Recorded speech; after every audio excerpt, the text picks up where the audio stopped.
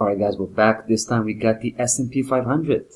I like to follow the leading indices, especially the ones coming from Wall Street, because they have a lot of influence, not only on the financial markets in general, but also specifically on the foreign exchange and the currencies, and also on the futures. So earlier we saw the technical situation on the oil. We saw the drop, the big drop we had just recently, and it's pretty similar to what's going on right here on the S&P 500. They are pretty highly correlated, right? The stock market and the price of oil, for example, and they both present quite a similar technical picture.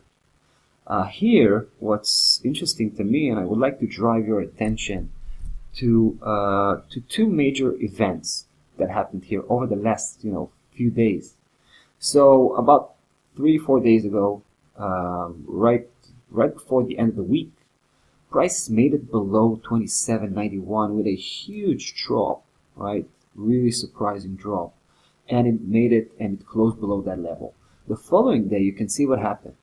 Price went upside a little bit. I mean, it gapped a little bit downwards, right? It opened a little bit below what it closed the day before, and then it went straight up just to touch base on that level from below and completely crashed, right? It actually ended up well below not only that particular level, but also the 200 daily moving average you can see here crawling in from below. So, and then obviously the following day, right, the following trading day, should I say, it was just yesterday, price was trying to challenge the 200 daily moving average again, and it seems like it failed to break through, because you can see today what's going on.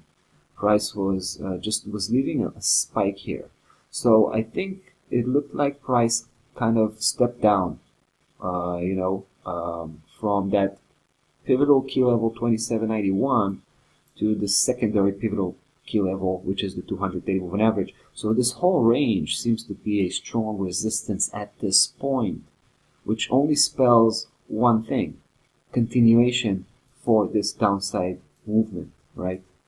Now the bigger picture actually fits with this bearish conviction very well, because if you remember, we were looking here at a massive trading range, right? Really wide sideways movement. You can track it back all the way to the beginning of the end of 2017, essentially. And price was on the upside for quite some time, pretty much from February.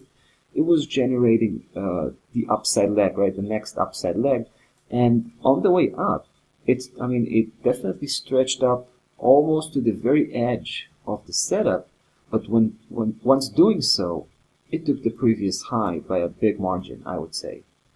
So now what seems to be going on is just the natural next downside leg that's being constructed as we speak, right? So we got a long way to go still. I mean, it looks like we're just halfway through. We need to reach the bottom, right, the lower section of that setup. The minimum level would have to be 26.12, but I would suggest possibly crashing that level on the way down and taking the previous lows just as well, which means 25.50 and possibly even lower.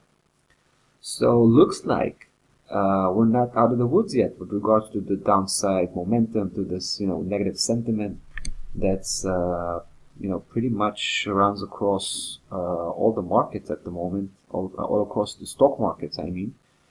And I also want to drive our attention to the close we had here last Friday. Take a look. The close was decisively below 27.81, which also points out for continuation of this downside correction. So we'll see how that goes. Just giving you some insights with regards to my input on the technical picture. Looks pretty much grim, to be honest. So we'll see how that goes. Anyway, that's about that for today, guys. We'll see you tomorrow. Bye-bye.